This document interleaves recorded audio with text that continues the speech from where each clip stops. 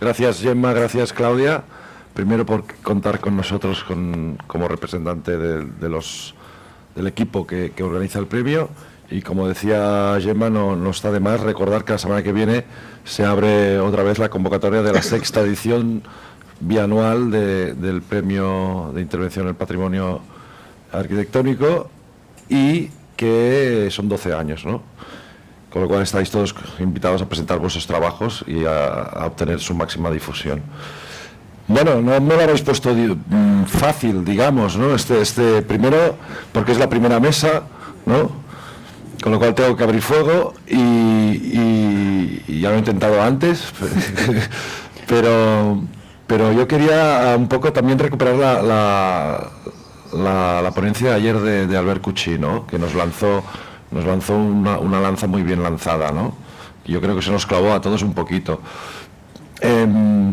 Y esta mañana Gemma me la ha vuelto a pisar, porque ya lo tenía apuntado para empezar, que es que este cursillo va a ir de retos, ¿no? Se están lanzando muchos retos, ¿no?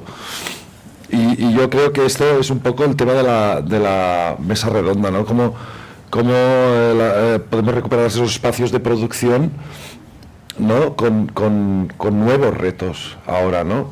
Y a Roser le diría, ahora estaría muy bien, ¿no?, que te encargasen los nuevos directores de la fundación volver a hacer el proyecto, ¿no? Entonces, o sea, estaría bien, ¿no? Pero estoy seguro que no lo harías igual tampoco, ¿no? Con lo cual, es otro reto, ¿no? No, seguro que no. Primero, que el tema de la sostenibilidad, que a mí me ha interesado siempre, pero claro, he ido aprendiendo con los años, habría muchas cosas que serían distintas, muy distintas. Quizá el concepto general no, pero el tratamiento de los materiales, de aislamientos, etcétera, seguro que sería distinto, sí, sí. Bueno, yo de hecho, el segundo reto iba un poco primero por lo de ayer, ¿no? De entender y entender las estrategias del edificio que tenemos entre manos, que creo que Antonio nos lo ha mostrado muy bien, conocer ese edificio y conocer sus estrategias para después, pues, o hacer el recorrido o hacer su posible ampliación, pero en el sentido de la Montaner, yo creo que se consiguió en el año 90 mantener su calidad espacial, ¿no? Sí. Y creo que esto es el reto, el que siga manteniéndose esa calidad espacial, igual que en este caso o igual que en los casos que decíamos ayer de los pabellones. En este caso era fácil porque lo que íbamos a exponer necesitaba grandes espacios, por tanto no teníamos que trinchar el espacio y lo que hicimos fue analizar muy bien, porque cuando llegamos, como estaba todo compartimentado, no veías lo que era, y a medida, con los planos originales, que eran poquitos pero que ya daban idea, y a medida que íbamos sacando porquería, nos dimos cuenta de que realmente los espacios eran muy espectaculares y las entradas de luz cenital eran muy espectaculares. Por tanto, el edificio ya decía, él ya decía lo que quería. Hay un tema recurrente en vuestros dos casos, tanto Antonio como en la Fundación, y que a Ramón Graus, que en la primera ponencia de esta mañana, yo le he preguntado, ¿quieres señalar algo, ¿no? O después de parte tuya saco un tema. Me dice, el tema de ampliación, siempre estamos ampliando programa. Y justo me ha puesto el ejemplo del CaixaForum, ¿no? Entonces, digo, ostras, CaixaForum, Tapias, Antonio, al final la estrategia del caracol, o no del caracol, ¿no? De un animalito, de bajar, ¿no? De no molestar, decir, bajamos, ¿no? Pero es que encima yo a la de Antonio le sumaría esta estrategia también de reversibilidad, ¿no? En cuanto a los elementos nuevos que pones en el acceso, ¿no? O sea, que al final podría venir otro Iñaki Ábalos y quitarlo y no pasaría nada en el monumento, ¿no? Sí. A ver, el sótano no se puede. Bueno, sí lo podrían rellenar. Claro. Antonio. Sí, evidentemente es algo que no he comentado, pero que estaba en el espíritu de hacer una intervención, primero que pudiera crecer o decrecer conforme se fuera necesitando. Y evidentemente toda la intervención que se hace es una superposición de una pérgola y de una caja portátil, que de hecho se ha pensado en prefabricarla y traerla hecha casi como una pequeña casa de estas que hay. Lo único es el patio, pero el patio es que era la posibilidad, nos parecía más interesante excavar y conectar por debajo que añadir en la fisonomía exterior de la fábrica nuevos complementos. Nos parecía que estaba bien ese transitar por las tripas antes que salir al mundo exterior, ¿no? Y lo decía en positivo, ¿eh? O sea, Sí, lo decía ahora también Roser, que siempre puedes volver a tapar, digamos, ¿no? Sí, Bueno, y para ampliar ya un poco la mesa al público, que además había una palabra ya solicitada, hay otra, de momento cojo 3-4, ¿vale? 3, vale, 4. Se acabó. Primera ronda, Jordi Rogen, que nos quería hablar del peligro de la administración en... Vale. Eso has dicho. No, a ver, es que Antonio, administración y patrimonio, Antonio. Antonio no estaba presente, quizá vale la pena por los antecedentes. Sí. Se ha producido un lapsus entre cuando ha acabado Roser y tú aún no te habías podido conectar. Y entonces hemos estado hablando de algunos de estos temas y yo he pedido la palabra y como no quería robar mucho tiempo porque me interesaba más que te conectaras tú, he dicho que volvería a hablar más tarde. A ver, me parece que en este apartado, y me parece muy bien elegido por parte de las directoras, esto del tema de la intervención en un edificio, ¿no? Básicamente, en la mayoría de los cursets que llevamos hechos, se trata de estos temas porque es precisamente el tema sobre el cual trata primero la Comissió de Defensa y posteriormente la DIPA. Es, diría yo, de los temas más complicados en arquitectura, porque si cuando tú haces un edificio de nueva planta, ligando con otro de los conceptos que se ha dicho antes, me parece que la obligación del arquitecto es que cuando tú has terminado esta obra, el espacio urbano sea un poco mejor de lo que era antes. Me parece que cuando intervienes dentro de un edificio, la premisa tiene que ser la misma. Voy a hacer una serie de intervenciones de manera que el resultado final mejore el edificio existente. Frente a esto hay dos posturas. La postura que Roser y Luis emplearon en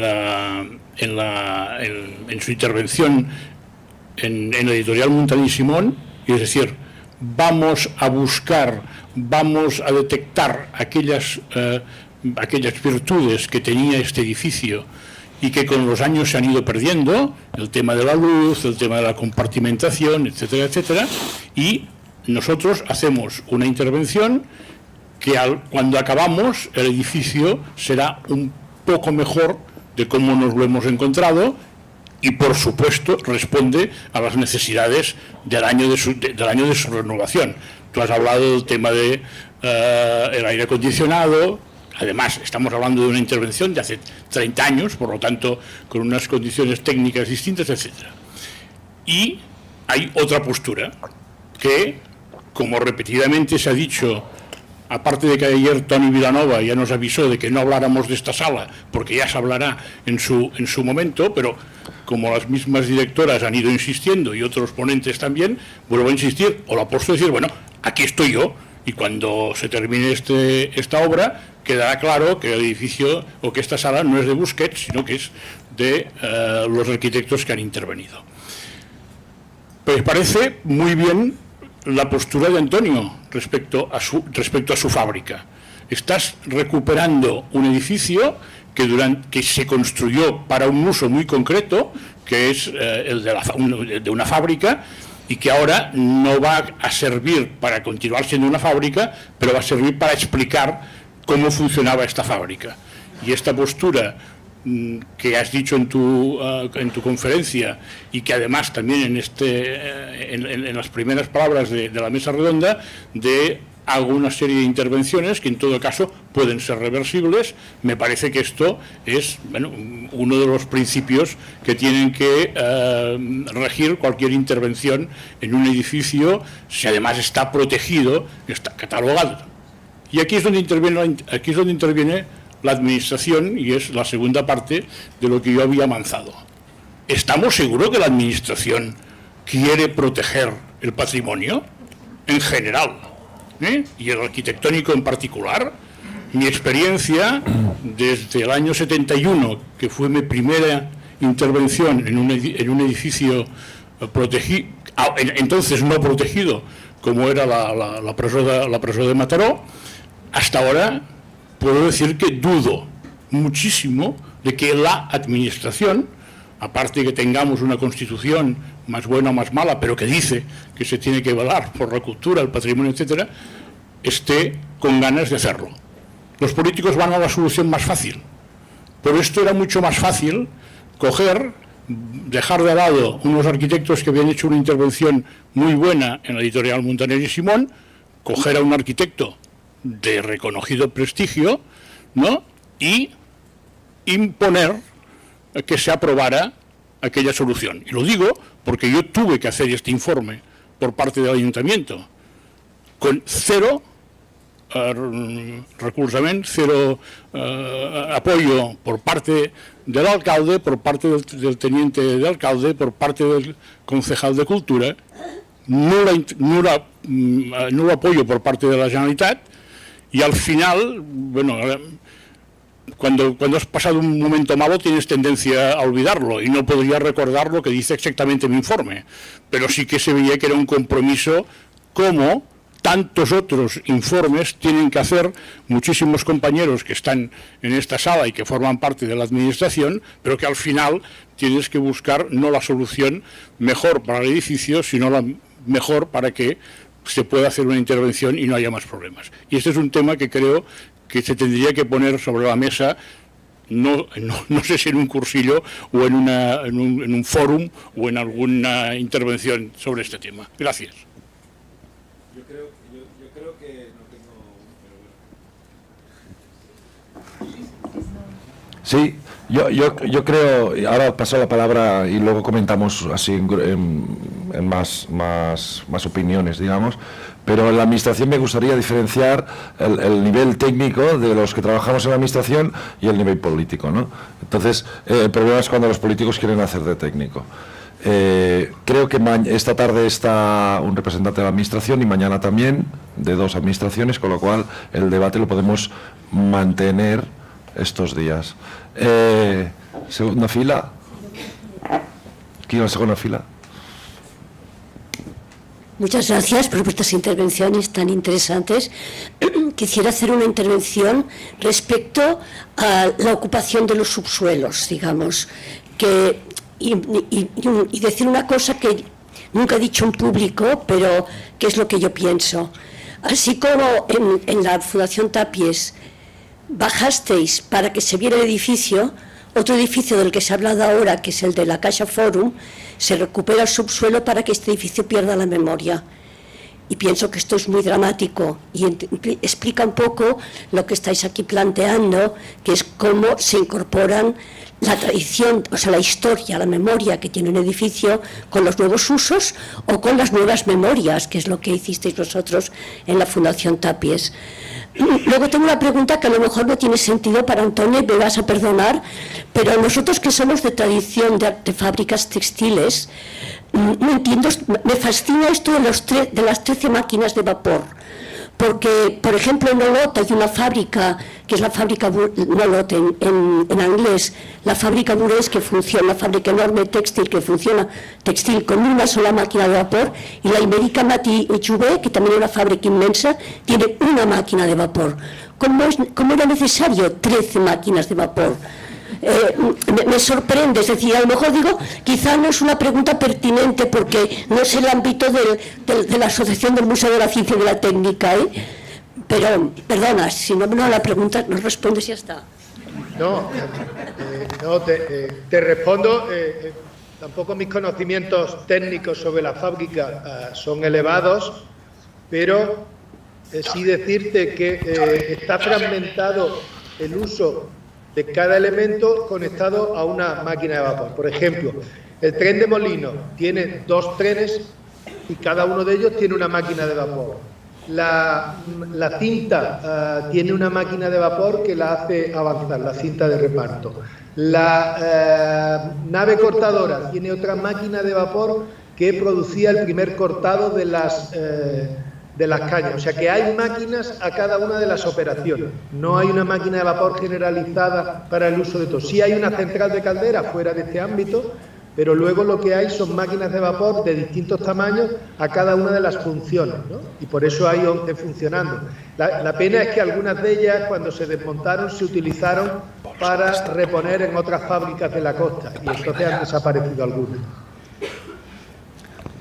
Bueno, muchas gracias, Antonio. Si quieres comentar algo de lo que ha dicho antes Jordi Rugent, o pasamos a más preguntas o ideas. No, bueno, respecto a lo que ha dicho Jordi del papel de la administración, bueno, creo que al final hay una cuestión muy clara que alguien acaba de decir. La administración son personas y al final las personas tienen ideas y tienen preparación. Y por supuesto estoy profundamente de acuerdo en que la administración hay que diferenciar siempre a los técnicos y a los políticos. Los políticos construyen una determinada idea según les conviene a su trayectoria del uso de determinadas cosas, y los técnicos estamos muchas veces detrás para ver, preservar y dar más continuidad a los procesos, no darle estas improntas muchas veces de campaña o de periodos cortos.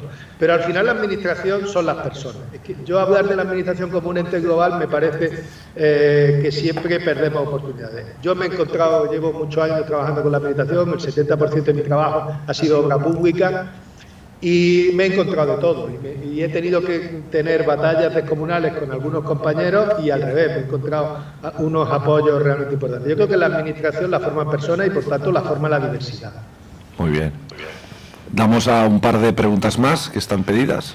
Vale. Hola, ¿qué tal? Quería felicitar a los dos por la presentación de vuestros proyectos, que están hechos con cariño, y me gusta mucho que el visitante esté en el centro en estos proyectos, todo el recorrido o las experiencias ¿no? Pues en la editorial, pensando en ellos. Entonces hay dos cosas. Una, en relación con la luz natural, una reflexión que tengo yo últimamente es que cada vez que voy a museos, en la propia Fundación Miró o en otros, me están cerrando las claraboyas. Hay una antiluz natural ahora, una política que no sé exactamente, hace unos cuantos años, ahora que no visito la editorial, entonces no sé cómo está resuelto, pero bueno, estoy muy contenta de que en esta sala se recupere la luz natural y a ver qué pasa, porque los usos museográficos, en el caso de la maquinaria, sí que está bien aprovecharla, supongo que no le hace daño la luz, pero en los que son de obras de arte sí.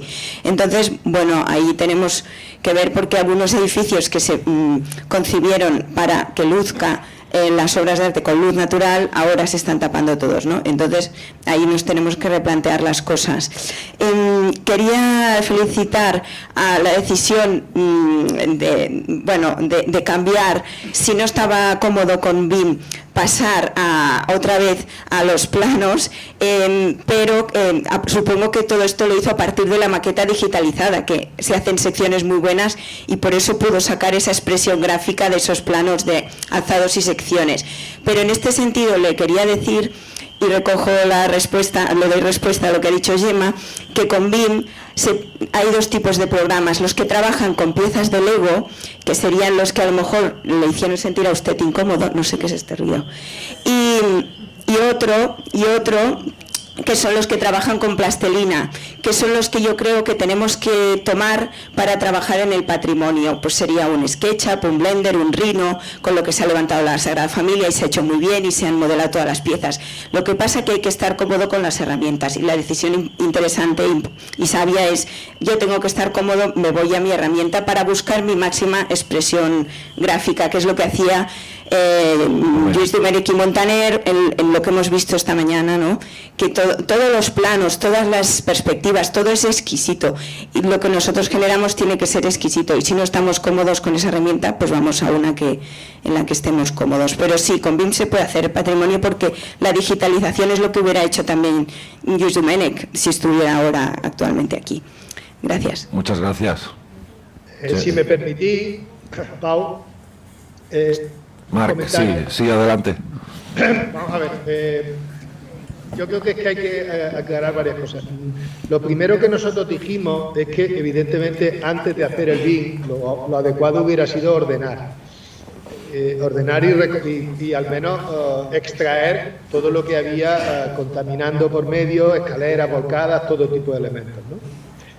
La segunda cuestión es decir que es verdad que al final hemos hecho un BIM y tenemos un BIM de todo el edificio y de toda la intervención, aunque se queda de una forma muy esquemática todavía en la maquinaria, porque realmente conseguir el BIM de esa maquinaria intensivo con la complejidad y la densidad que hay era realmente difícil. De hecho, tendríamos que haber triplicado los puntos y las posibilidades y los ángulos de visión para realmente llegar al detalle necesario. Por lo tanto, hemos hecho un uso complementario de ambas herramientas. Por un lado, extraer planos de CAD que pueden contar la operativa y establecer una disquisición racional de qué queremos dibujar y con qué detalle. Y por otro lado, el BIM como una herramienta complementaria que irá creciendo. Ahora, por ejemplo, nos estamos planteando el trasladarlo a SketchUp para ver también otras formas de manejar y de conocer. O sea que no es que hayamos renunciado, pero que sí hemos preferido incorporar tecnologías convencionales para tener una mayor diversidad de documentos y de herramientas con las que conocer el edificio. Gemma, que aludida. No, aludida. Yo he dicho, y no sé si me he entendido, el uso crítico del BIM en el patrimonio. Y ya que está aquí Elena Pla, que es especialista en el tema, yo creo que estaría bien organizar dentro de la DIPA una sesión monográfica sobre BIM y patrimonio, que creo que nos conviene a todos, porque nosotros sufrimos, digamos, en el inicio de muchísimos proyectos que se nos vende o se nos hace llegar como estudios previos y levantamientos de muchísimo rigor, cosas que no lo son, ¿no? Y yo creo que hay un tema de cómo se encargan los estudios previos de conocimiento geométrico y espacial de los bienes donde se tiene que intervenir, tanto sean edificios como sean colecciones, porque me ha parecido muy interesante el hecho de que en Motril el elemento protegido sea la colección industrial, no el edificio en sí, que creo que es una casuística muy vinculada al patrimonio arquitectónico industrial, ¿no? Sí, muchas gracias. Tiene la palabra en primera fila, por favor. Buenas. Yo una pregunta y una reflexión rápida. La pregunta es, yo no sé si en alguno de los proyectos que habéis presentado intervinieron historiadores en el equipo de trabajo o no, porque el hecho de ir sacando para ver qué aparece es un poco peligroso, ¿no? A veces sacas cosas que luego dices, ostras, pues esto igual no debería haberlo sacado. El limpiar un edificio sin tener muy claro que estás limpiando a veces es peligroso, ¿no? Y luego, la reflexión es que hemos dicho que las intervenciones son siempre para mejorar el edificio, pero yo tengo un listado de edificios en los que se han intervenido donde el edificio no ha mejorado, incluso ha empeorado, ¿no? Creo que se visitó el Palau Montaner hace 2 días, en el que yo tengo el placer de intervenir junto con Raquel, y hay una intervención que tiene un premio FAT que dudo que esté mejorando el edificio ni siquiera la funcionalidad del mismo, ¿no? Si lo habéis podido visitar, os habréis dado cuenta que el edificio es prácticamente inhabitable por temas de calor, de luz, no se puede trabajar allí. En cuanto a la Fundación Miró, que también hemos participado en el tema del tratamiento de la luz, tengo que decir que el edificio de SERT, que es el único edificio, el único museo del mundo que tiene luz natural para exponer obras de arte pictóricas, yo creo que se equivocó y tenemos muchos problemas para poder gestionar cómo podemos controlar la luz, porque las obras pictóricas, especialmente los documentos que están hechos en papel, requieren de un control lumínico muy exhaustivo para que no se deterioren. Entonces, implementar sistemas de blackout como estamos haciendo, y hoy venía en el periódico que se ha inaugurado la Torre del Coneixement, porque lo hemos rehabilitado el edificio tal como se pensó por parte de SERT, y poniendo las piezas donde tocan.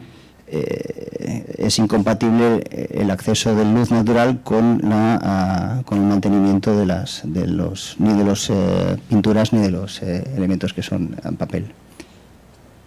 Bueno, gracias. Pots contestar. No, respecto a si hubo algún historiador, no. De hecho, Luis Domènech es el... En este caso no era el necesario. historiador vivo.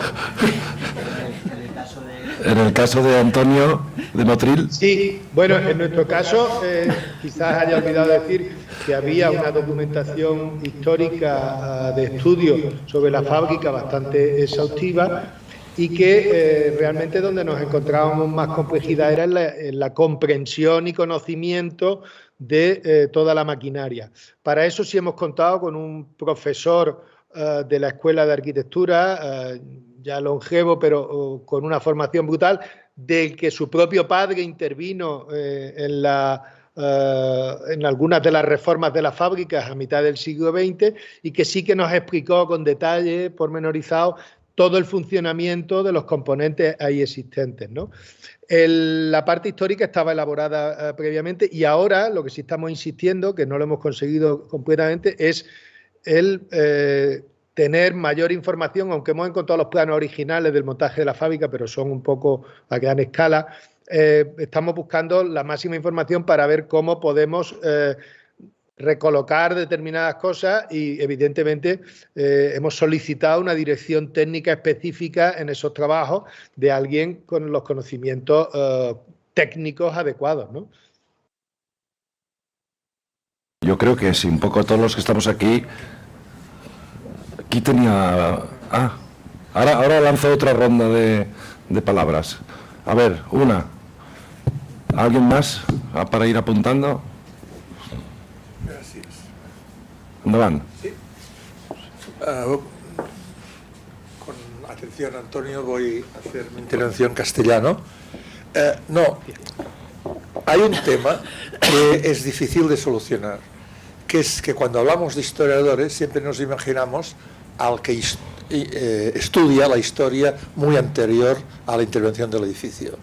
Y en cambio, actualmente, yo creo que los estudios históricos deberían comprender también los últimos instantes de funcionamiento de un edificio en marcha. Me referiré a la Fundación Tàpies.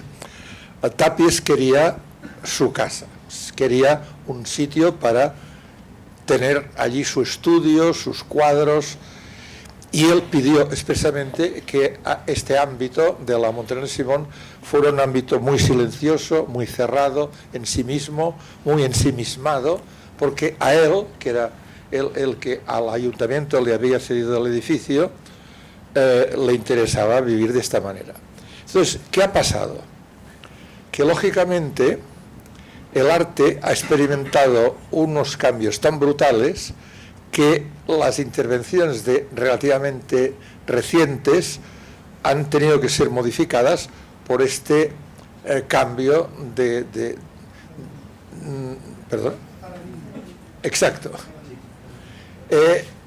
Si habéis estado en París, en algunos de los museos, de los pequeños museos monográficos de París, habéis podido comprobar que hay museos que están igual que hace 100 años cuando se hicieron, que son museos que el propio artista, fuera escultor, fuera pintor, lo hacía para él, para sus amigos y para el público, y dejaba entrar y dejaba cobrar y cobraba entrada para poder verlo. Y esto es una maravilla y ojalá dure muchos años aún, que en París puedan verse aún una docena de museos monográficos increíbles. Pero el mundo del arte ha experimentado una evolución, a mi entender, muy mala, que es la necesidad de que el arte sea consumido y de que el arte sea supervisitado y que el arte sea para el turismo. Roser y yo tuvimos una pequeña batalla con la Fundación cuando quisieron poner estos estandartes que están fuera en la fachada. Nosotros entendíamos que era suficiente la serie de intervenciones gráficas desde la antigua editorial a la que decía que aquello era Fundación Tapies.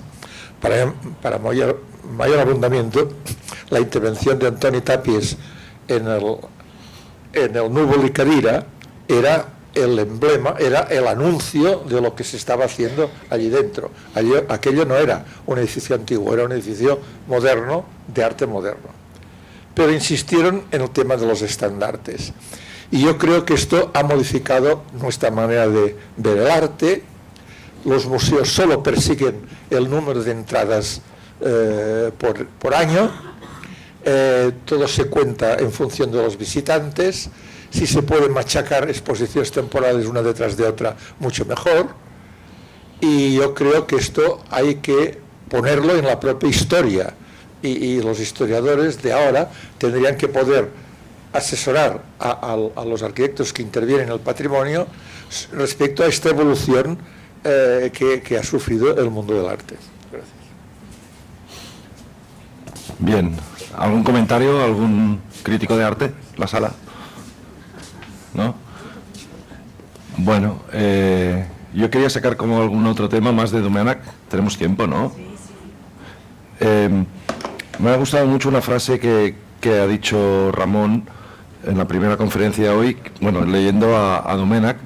¿No es acaso el hierro, la ruina del mañana? Yo creo que tiene como mucha razón, ¿no? Como es sorprendente. Yo vivo en una antigua fábrica de chocolate hecha pues con hierro y voltas, ¿no? Y volta cerámica. Y la verdad es que cuando pones un lavabo o una zona húmeda, digamos, junto con esa estructura es complicado. Tienes que cada 2 años ir raspando el hierro para... Bueno, no sé si alguien quiere comentar algo sobre recuperar un poco el tema del Curset, que es el tema de Domènech y Montaner, y recuperar estas 2 primeras ponencias de aquello que pasó y que no vimos, que no se acabó de construir, y la de Ramón, ¿no? Con el tema de constructivo, sobre todo, ¿no? Del hierro, toda la historia que ha hecho con Guastavino, etcétera, ¿no? No sé si hay algún comentario en la sala. ¿No? Vale. Claudia, venga. Bueno, era solo el tema ya que has sacado, el tema de Domènech, y relacionado con la conferencia de Ramón, ¿no? Que le pedimos a Ramón hacer una parte de contexto, pero esta parte tan importante constructiva, ¿no? y que va ligado también al discurso de Domènech de la arquitectura nacional, ¿no? De cómo cada zona tiene su propia manera de construir y cómo, llegando luego a un lenguaje universal, un movimiento moderno que es de todas partes, pero cómo, aunque sea en todo a nivel global de todo el planeta, esta parte propia constructiva de cada zona que le da su carácter, dígale nacional, dígale el otro nombre, y que ahora, un poco también con lo que decía Cochi el primer día, se puede recuperar con el tema del kilómetro cero. Es que cada zona tiene su manera de construir que le da su carácter y que lo puedes aplicar de una manera y que te sirve en el sistema de que es lo más sostenible porque es lo más cercano que llegas a tener.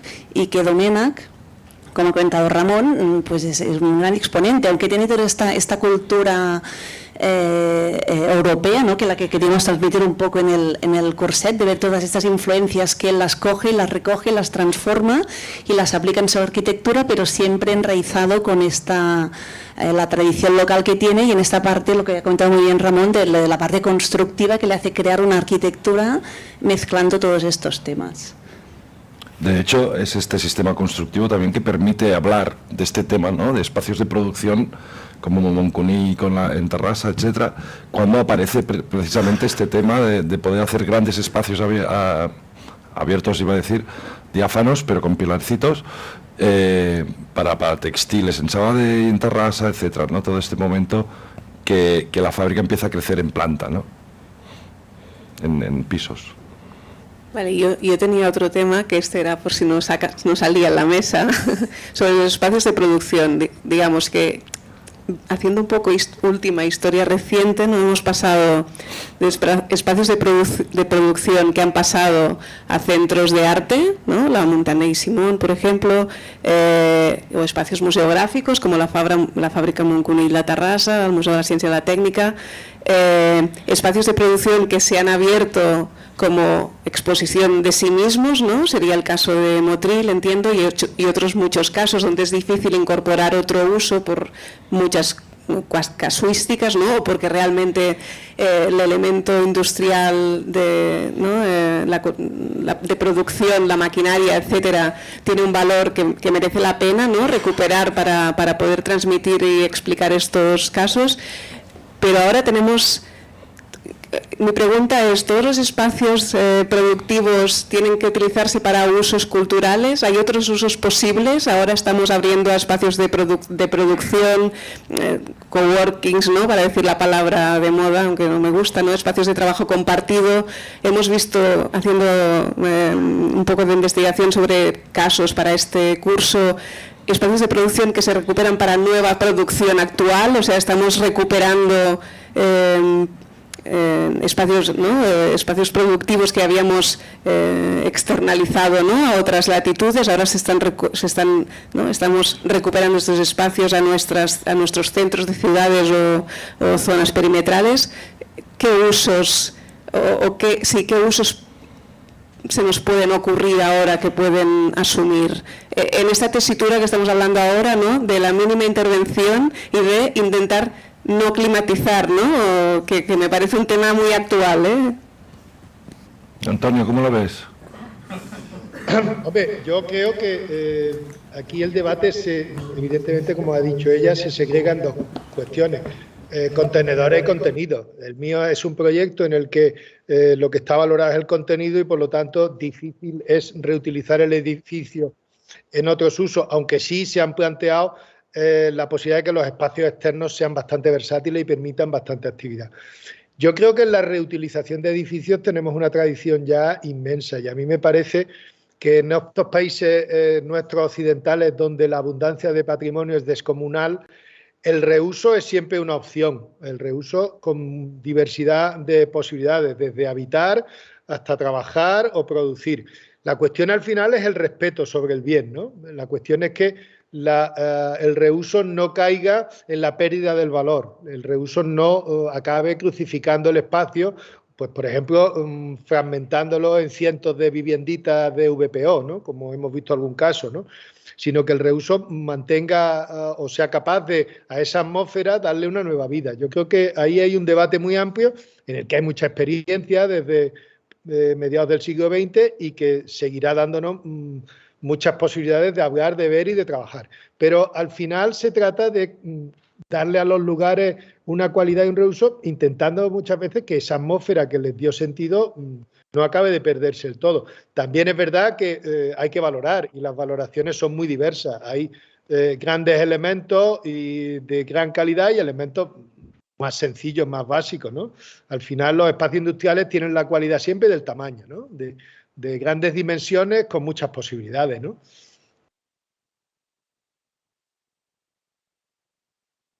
O de museo de escultura o museo de grandes lienzos, en esos espacios suelen haber este tipo de la Tate, si no recuerdo mal, también era, ¿no? Con lo cual, igual hay que romperse un poco más la cabeza para ver esos espacios manteniendo su espíritu, su estrategia, como decía Cuchí, en cuanto a climatización, ¿no? Y fisiología, ¿no? Y su valor, como dices tú, Antonio, claro, al final, ¿qué usos? Pues habrá que romperse un poco la cabeza, ¿eh? Porque... Mira, por ejemplo, la Universidad de Granada se acaba de quedar con una, que ha sido de Caraví, con una azucarera también, la azucarera de San Isidro, para un centro de investigación vinculado a todos estos avances en los que está ahora incorporándose la universidad sobre la inteligencia artificial y demás.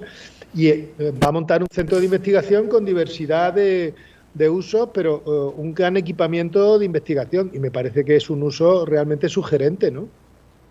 En estos casos, yo creo que muchas universidades están poniendo talleres o laboratorios o centros de investigación en esos recintos. Son centros de investigación como más pequeños, ¿no? En ese sentido, había alguna universidad interesada en el sanatori de Collserola de Rugent, ¿no? Sí, de Rubió.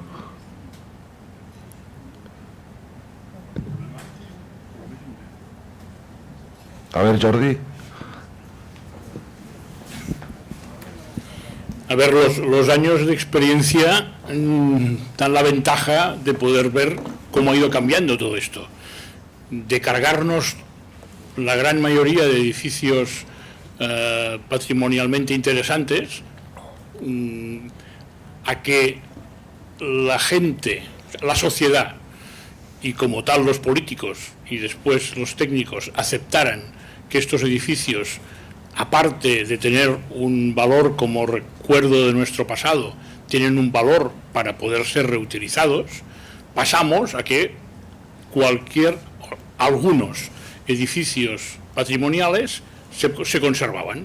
Esto, cuando se hacía un plan de urbanismo, era un paso importantísimo. Hemos salvado el edificio. Bueno, lo hemos salvado de que vaya al suelo. Y también lo digo entre paréntesis porque, como sabéis, muchos edificios protegidos también han desaparecido. El segundo tema es decir qué calificación se le daba a este edificio. Pues el ayuntamiento rápidamente, bueno, pues un equipamiento, porque además es lo que mayormente estaban necesitados los ayuntamientos, de tener espacios que pudieran ser equipamientos, ¿no? Pero claro, no todo edificio sirve para todo. Recuerdo en el Ayuntamiento de Barcelona y el tema del 22@ muchísimas discusiones, bueno, claro, que liga con el tema que has sacado tú antes sobre el tema de la iluminación en los museos. Una fábrica que se construye con muchísimas ventanas para que la luz pueda llegar a las máquinas que están en el centro de la nave, pues esto va en contra de la conservación de la mayoría de los objetos de arte sobre tela o sobre papel. Pues bueno, pues en muchos sitios se tenía que aceptar el poder que se cegaran algunas ventanas para que no entrara tanta luz dentro y se pudiera proteger mejor el edificio. O el tema que tú has sacado antes al hablar de la Montana y Simón, de que como la fachada de delante es una fachada que permitía la entrada de mucho ruido, también permitía la entrada de mucha luz, pero tuvisteis que poner una segunda pared para poder amortiguar la entrada de luz y además ganar espacio de exposición, ¿no? O sea, ¿qué quiero decir? Que lógicamente se tiene que pensar muy bien antes de poner una calificación o antes de que un concejal decida que aquel edificio va a ser la nueva biblioteca o va a ser el nuevo centro de investigación, si es que las condiciones físicas de este edificio permiten o no permiten este uso, de manera que se pueda mantener la mayor parte de los valores que tiene este edificio. Y esta es la gran... o sea, que se tiene que estudiar muchísimo más el edificio es antes de decir reto, a qué sirve, ¿no? Otro reto. Sí, porque hemos pasado en estos últimos 30 años, ¿no? O 40, aún hay muchos municipios que no tienen catálogo, ¿no? O plan especial de protección, y aquellos que están hechos son súper antiguos, ¿no? Y esa actualización, que está bien, ¿no? Por lo menos hemos conseguido parar y salvar, pero de aquella manera, ¿no? Porque al final, ¿pero cómo lo salvamos? ¿Pero con qué uso? Entonces, eso que dice Jordi de volver a entrar a estas revisiones o formalizarlas de nuevo, esos municipios que no tienen, Bueno, pues quizá hay que ir con francotirador y no con metralleta, ¿no? Con perdón del símil, ¿no? Hay que apuntar bien a ese edificio, conocerlo muy bien y decir, oye, no se puede hacer hotel, albergue, residencia de estudiantes, restaurante, no, solo se puede hacer esto o esto. Entonces, eso es el paso previo, es conocerlo nosotros, pero ya aplicando esos nuevos retos que nos lanzaba Albert ayer, o no, de calidad espacial o de estrategia que tiene el propio edificio, reconocerla para aprovecharla, ¿no? Como decía ahora ella también, esta luz, ¿no? que tenemos hoy aquí, que se recuperó, ¿no? A mí me gustaría insistir sobre una cuestión sencilla.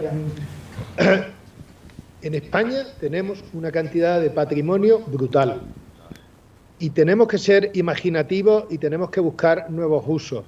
Porque frente a eso hemos visto muchas protecciones que han hecho el efecto contrario, el deterioro y la pérdida del edificio, simplemente por no hacer nada. Entonces, creo que hay que encontrar el grado medio y hay que buscar soluciones, pero tenemos que ser imaginativos, con programas, con posibilidades y con fórmulas que le den nueva vida al patrimonio y que nos permitan conservarlo. Si no, estamos viendo, y sobre todo en este ámbito del patrimonio industrial, yo he tenido oportunidad últimamente de hacer varios cursos con A por A, tanto en el patrimonio ganadero como en el patrimonio de las colonias del Llobregat, o ahora este año hemos estado trabajando sobre la sala de caldera en Vilanova, y te das cuenta la dificultad que hay muchas veces de encontrar soluciones, pero por la falta de dar otras perspectivas y de ser imaginativos de cómo darle nueva vida a esos edificios.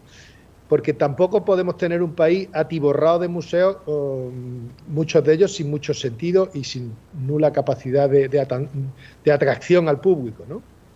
Ahora se llaman centros de interpretación. Sí, efectivamente. Si hacemos la lista de centros de interpretación... ¿Qué tiene cada pueblo? Sí. Es terrible.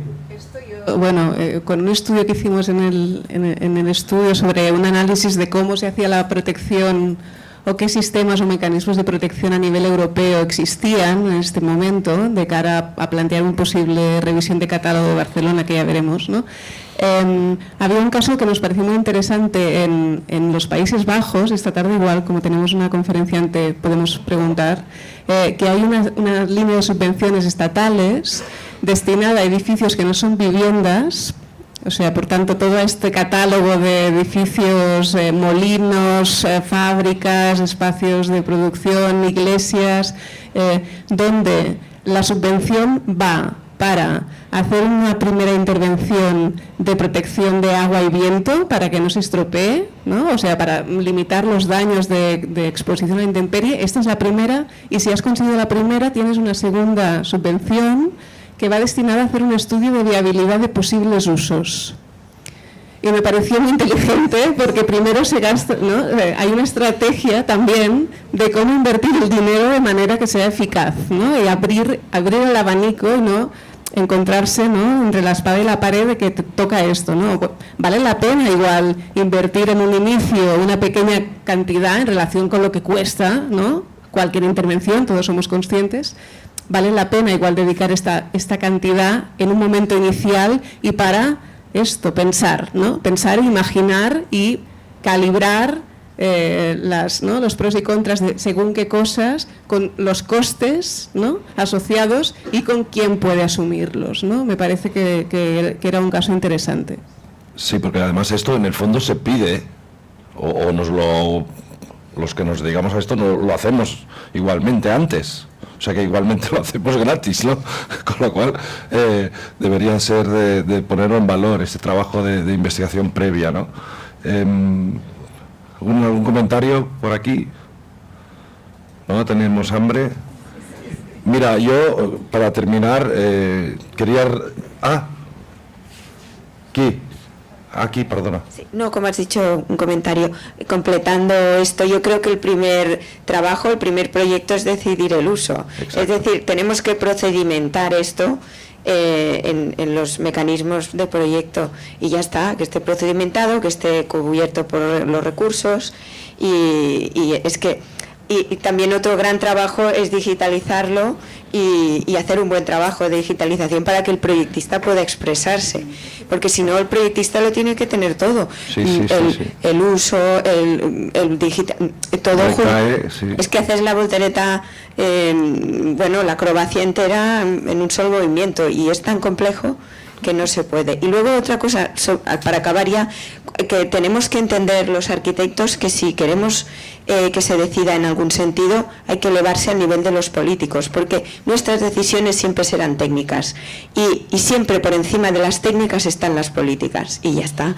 Entonces, si realmente queremos hacer las cosas de una manera, pues hagámoslo también políticos, pero que hay que, si asumimos esto, a los biólogos les está pasando, a todos los ingenieros que están calculando y viendo el tema de las emisiones y el cambio climático, si están decidiendo cosas políticas más allá de la evidencia científica. Entonces, la política lo puede cambiar todo y está por encima de todo, y si lo asumimos y queremos cambiar algo más, pues hagámoslo políticos. Sí, bueno, o los mandamos a Holanda, ¿no? Hay un espacio de producción que no hemos hablado, pero que es de producción de comida, y supongo que a esta hora ya todos... Muchas gracias.